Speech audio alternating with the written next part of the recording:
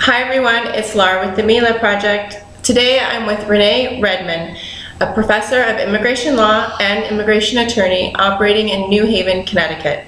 Welcome, Renee. Thank you very much. Today we're going to talk about seeking asylum and refugee status, what it is, how to do it, if it's possible to do appeals, and hopefully give you some information in case you are in need of seeking asylum. So I'm going to go ahead and ask Renee some questions, and I hope you all benefit from this webcast. Ready? Sounds good. Okay, so my first question is, can you tell us what is asylum and refugee status? They're basically the same thing. In order to gain asylum in the United States, a person has to be found to be a refugee. Okay. And so people who come into the United States, who are outside and then coming into the United States, are called refugees. People who apply when they're already here get asylum. Okay. But either way, they have to meet the definition of refugee. And in order to be a refugee, somebody has to have a well-founded fear of persecution on account of one of 5 grounds in their home country. And the 5 grounds are social group, membership in a social group, political opinion, race, nationality, and what's the last one? Religion. Okay. Is the last one. So it has to be on one of those 5 grounds. And that definition legally is very complicated. Each one of those words has a whole body of case law and definition behind it. For example, what is persecution? And persecution has to be more than just discrimination, usually. But it doesn't have to be violent. It doesn't have to necessarily be something physical. Okay. But it does have to be something more than just, but something more than discrimination. And it does have to have a nexus between the persecution and the membership in a social group or the person's religion or race or one of those 5 grounds. Okay, maybe you can give us an example of a hypothetical situation, just so, and let's use the social group, or I think there's, the social group is one of the most difficult ones, actually, because it's very broad. Mm-hmm. It was purposely put into the UN Convention in 1951, the UN Refugee Convention. And it was purposely sponsored by the Swedish representatives to include all of the groups that are not included in the other 4 grounds, which are clearer. Okay, right, they're clear. So there is a lot of litigation about what is a social group, and one of the more common groups that are an issue in litigation right now are victims of domestic violence. Mm-hmm. Women and men who are victims of domestic violence often can be found to be a member of a social group and therefore are eligible for asylum here in the United States. Okay. Thank you. Now, what should one do if they are outside or inside the United States and need to request asylum? If somebody is outside of the United States, they need to go to the UN representative and really basically enter their appearance. They need to let the UN know that they are a refugee, and they'll have an interview and they'll go through that process. Once they're designated a refugee by the UN, then they will be resettled in another country. Right? And depending on what country the person is in, it can be a long process, it can be complicated. It's not often an easy process. It can be very difficult. If somebody's here in the United States already, they can file for asylum here by filing an application. It's a Form 589 with the Department of Homeland Security. And there are instructions on the DHS's website how to do this. And then they'll go for an interview with a designated asylum officer. The DHS has a core of people who only hear asylum claims. Depending on where the person is, then that will govern where they go for their asylum interview. Okay. It's important, though, to remember that somebody in the United States needs to file for asylum within 1 year from when they entered the United States. So they shouldn't wait around. If somebody feels that they have an asylum claim, they really should consult with a lawyer and soon and before the year is up and see if they really want to file for asylum. Okay. Now, what if somebody's in a country that doesn't have a UN presence? Yes. It's tough. It's tough.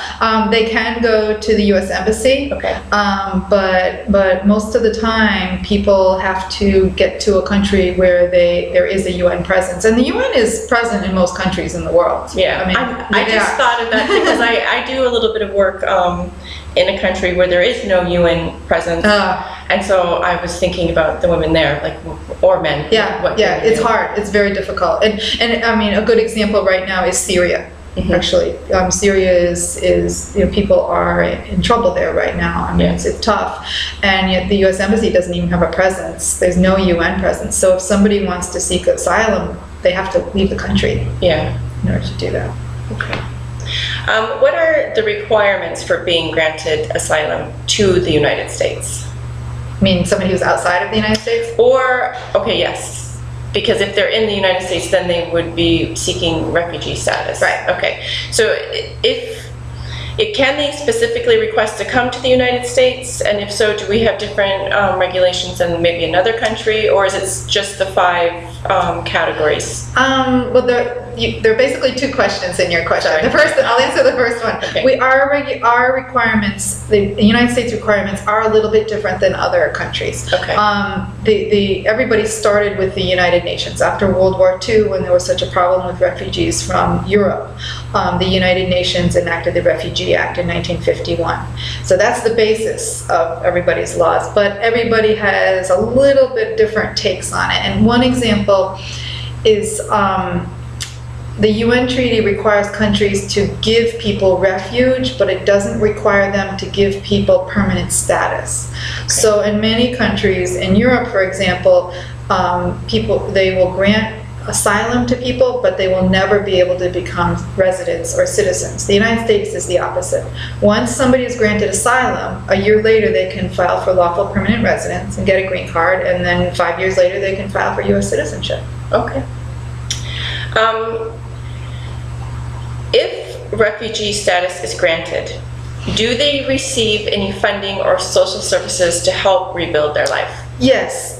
First of all, refugees who come into the United States as refugees are automatically eligible for social services. In fact, there are resettlement agencies. The State Department hires organizations throughout the country to help resettle refugees. And so that the person will go to those agencies and they'll help them find housing, education for their children, mental health care, physical, medical care, English lessons, anything that is really needed to resettle somebody. Okay, and that's automatic?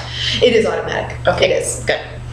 Now, how are decisions made about granting asylum?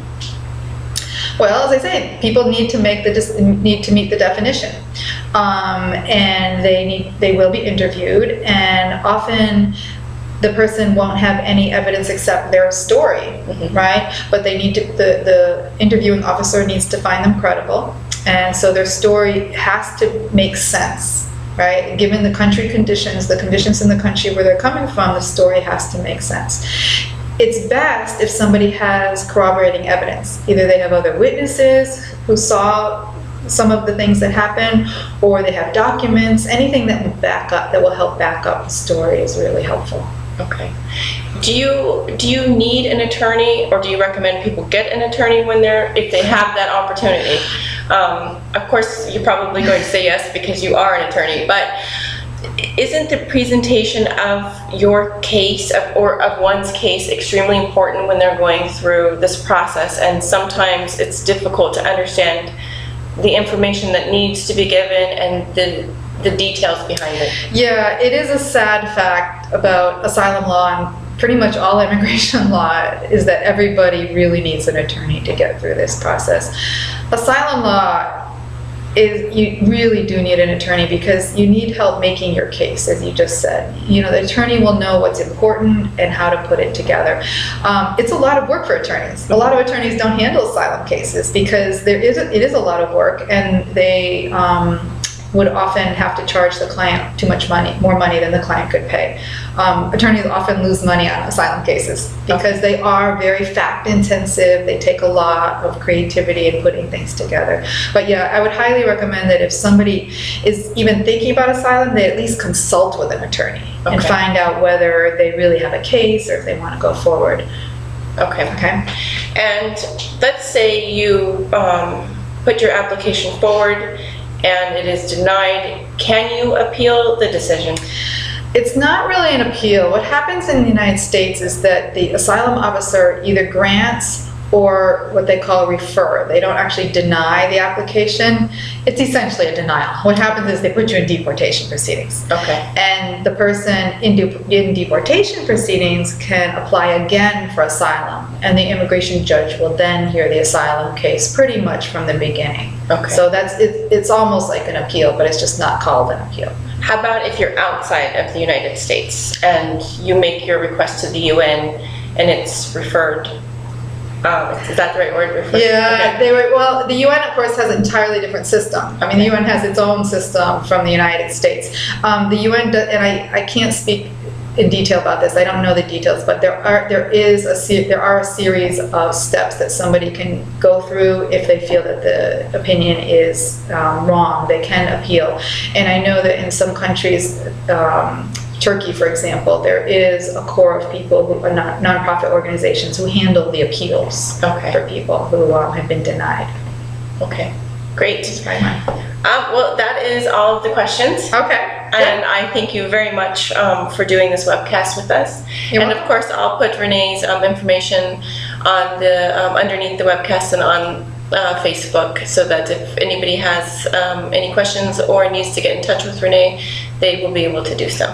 Great. Thank you very much. And good luck to everybody. Thank you.